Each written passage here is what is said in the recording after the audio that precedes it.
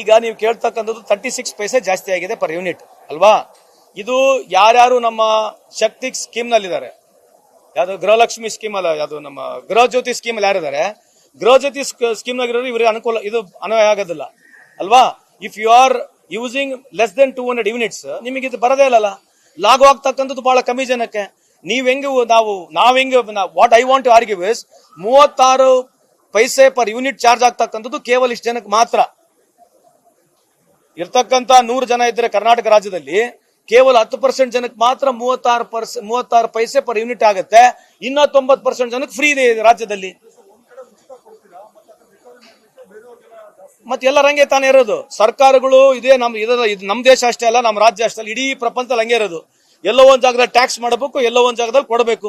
ಈ ದೇಶದಲ್ಲಿ ಇದು ಒಂದೇ ದೇಶ ಇರತಕ್ಕಂಥದ್ದು. ಬಡವರು 64% ಈ ದೇಶದ ಬಡವರು ವಿಶೇಷವಾಗಿ GST ತುಂಬ್ತಾರೆ. ಅವ್ರಿಗೆ ನೀವೇನ್ ಕೊಟ್ಟಿರಿ? 64% ಈ ದೇಶದ ಬಡವರು GST ತುಂಬ್ತಾರೆ, ವ್ಯವಹಾರ ಮಾಡೋದಿಲ್ಲ.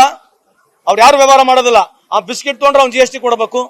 ಖಾರ ಪುಡಿ, ಚಟ್ನಿ, ಗುರಾಳ್ ಪುಡಿ, ಮೊಸರು, ಅರ್ಶಿನ ಪುಡಿ, ತೆಂಗಿನಕಾಯಿ, ಯಾವುದೇ ಒಂದು ವಹಿವಾಟದಲ್ಲಿ ಇಂಡೈರೆಕ್ಟ್ಲಿ ಅವನಿದ್ರೆ ಅವನು GST ಅವನು ಕಾರಣ ಆಗ್ತಾನೆ.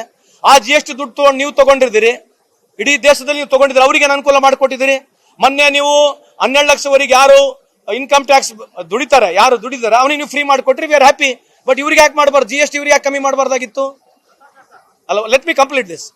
ಎರಡನೇದು, ಮೊನ್ನೆ ತಾನೇ ನೀವು ಕೇಂದ್ರ ಸರ್ಕಾರದಲ್ಲಿ ಇರ್ತಕ್ಕಂಥ ನಿರ್ಮಲಾ ಸೀತಾರಾಮನ್ ಅವರು 16 ಲಕ್ಷ ಕೋಟಿನ ನಾವು ರೈಟ್ ಆಫ್ ಮಾಡಿದ್ವಿ ಅಂತ ಹೇಳಿ, ವೇ ಆಫ್ ಅಲ್ಲ ರೈಟ್ ಆಫ್ ಮಾಡಿದ್ದಾರೆ ಅಂತ ಹೇಳಿದ್ದಾರೆ.